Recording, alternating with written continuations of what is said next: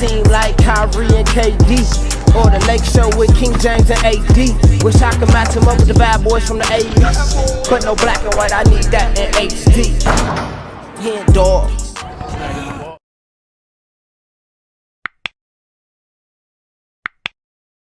Yo, what's good, y'all? It's your boy HenDawgz, and we back to it. You know how we do it.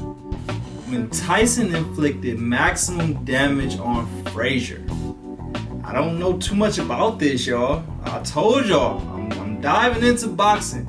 I don't know much about it. I'm gonna assume that Mike Tyson whooped Joe Frazier, but I don't know.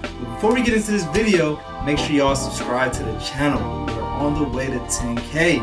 Once we get to 10K, then we're gonna be on the way to 20, then to 100K, then to a million, and we're gonna keep going. But for right now, we're on the way to 10K. So please, please, please help me out. If you're not subscribed to the channel, go ahead right now.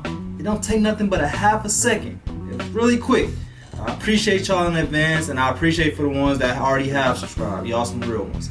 But yeah, let's get into it. I'm assuming that Mike Tyson whooped him, but we don't know. We don't know. We're gonna get into it, man. We're gonna get into it. Oh yeah, by the way, I don't know any of the Beatles. I just like the shirt.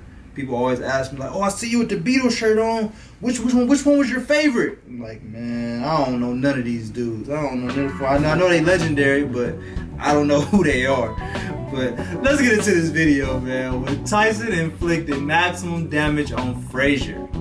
Let's get it. Do you feel a responsibility not just to win your fights, but also to entertain? Absolutely. Any fighter in general would think their main objective is to make the audience go home and let them know they had witnessed something that was incredibly special. Welcome back to the Big Fight Recap here on BLTV Classic. If he doesn't die, it doesn't count. If he's not dead, it doesn't count. On today's video, we look back at the night of Not Ready Iron Mike took on the son of a heavyweight boxing legend. With my pop in my corner, I don't see any weight I can lose. Something about this occasion made Tyson extremely enraged, exasperated, and eager to close the show as quickly as possible. Let's take a look. 30-second massacre? Oh shit. Let's get it. By the fall of '86, the Tyson hype train was back to full throttle after his impeccable one-round annihilation job over fellow contender Reggie Gross.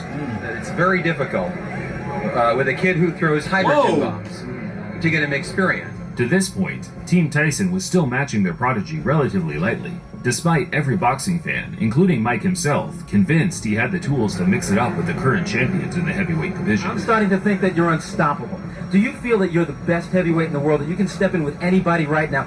I feel I am the best fighter in the world right now. Watching a fighter as brilliant as Mike Tyson being steered away from a title shot was frustrating for the boxing community. Yet, in retrospect, his managers, Jim Jacobs and Bill Caton, were not only aiding Mike in building an impressive unbeaten record, they were, more importantly, ensuring the development of a raw young talent that, once he secured his title shot, was the complete finished article. I'm the leader. I look everything over carefully, and then I send him in to do the job. The former Hall of Fame legendary heavyweight champion Joe Frazier, who famously beat the previously unbeaten Muhammad Ali in 1971's Fight of the Century, took an entirely against-the-grain approach as to how a fighter should be developed during his managerial years post-retirement. I'm not in charge, you know. If they say fight King Kong, I'm ready. All I have to do is get my body in condition and my mind. Oh, I think that goes to show right there how out the loop I am and how I just don't know much about boxing. I thought that he was about to be fighting against Joe Frazier. But this is his son that he's fighting against, and Joe Frazier was the guy that was fighting against Muhammad Ali.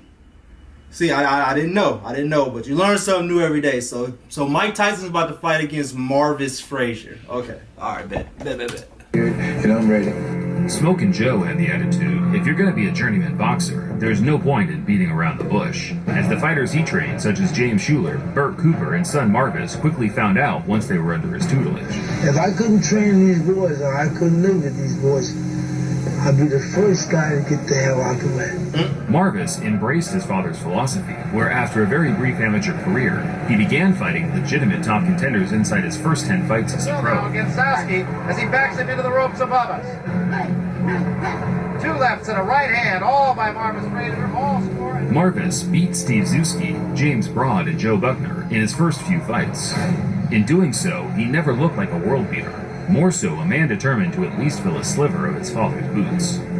Joe pushed his son to the complete deep end in 1983, having Marvis face off with the #1 heavyweight in the world, Larry Holmes, who at the time had a record of 44-0. 44-0. Did Holmes ever fight Mike Tyson? He said he was 44-0. He definitely need to be fighting against Mike Tyson. As many experts predicted, the fight was a complete mismatch, and Larry made sure every spectator at ringside, including Marvis's father, knew of it.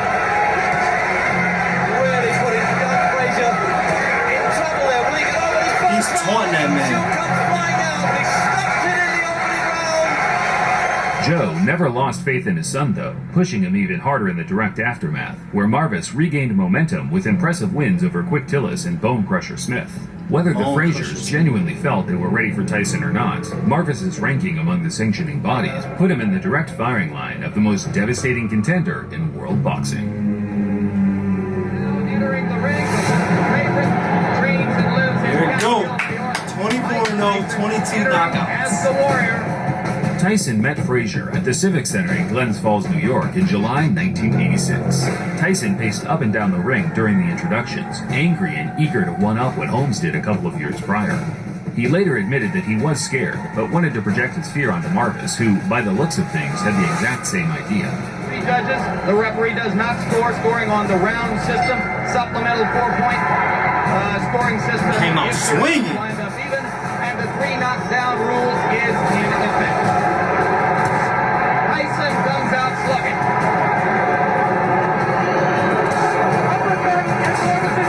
Oh! Joe Cortez moves in to have a look, and he's going to stop the fight. Frazier You can't come out looking that tough, man, and then get knocked out that quick. Like, come on, something not adding up. Like, how did he look so tough 35 seconds ago?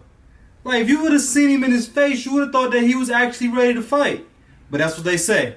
Everybody got a plan until you get hit in the mouth. Like, it's a difference once you get hit in that mouth. became Tyson's fastest ever victim, out on his feet, absorbing devastating power punches that left him slumped in the corner inside 30 seconds. 30 seconds. We heard at this point. Uppercut again, and there, Marvis is out on his feet. Everything after this is just incidental.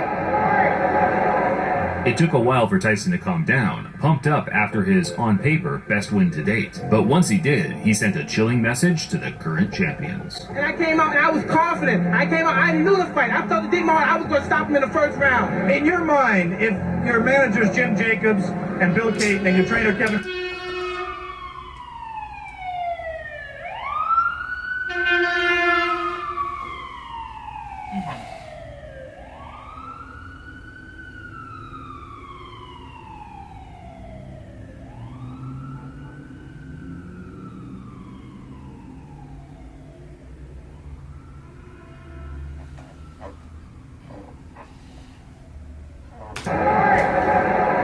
It took a while for Tyson to calm down, pumped up after his, on paper, best win to date. But once he did, he sent a chilling message to the current champions. And I came out and I was confident. I knew the fight. I felt the deep I was going to stop him in the first round. In your mind, if your managers Jim Jacobs and Bill Caton and your trainer Kevin Rooney came to you and said, Mike, we think you're ready for a title shot tomorrow, would you agree with them at this point? Most definitely. Anytime if my manager and my trainer feel that I'm confident and they're willing to put me in a title and they're sure I could beat the champion, I'm sure I could beat them also. Of the three champions, who would you like to fight and why? Anybody my trainer put me in with, because I'm confident I could beat any fighter in the world.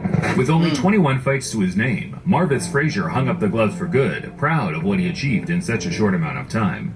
I personally never blame Joe for Marvis's career trajectory.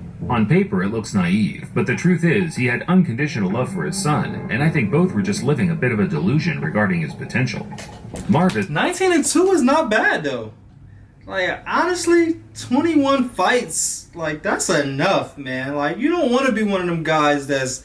I mean, granted, unless you fighting like Floyd Mayweather, you can fight 51 times, and, you know, but if you are a heavyweight and you really getting punched... 21 fights is more than enough. So shout out to I forget what his first name is, but Frazier, man. He got 21 fights under his belt and lost 2 of them. Like, shout out to that. And his last one was him getting knocked out by Mike Tyson. This has kept a low profile since retirement. But in this interview from a few years ago, he admits that trying to follow in his father's footsteps was always going to be a near impossible task. I feel to stand in the shadow of Joe Frazier, and to me, I always thought I was standing in the light because it's a great legacy. You know, my father could have been, you know, a drug dealer. He could have been in prison. He could be a bum on the streets on Skid Row. My Skid dad Row, was damn. smoking Joe Frazier.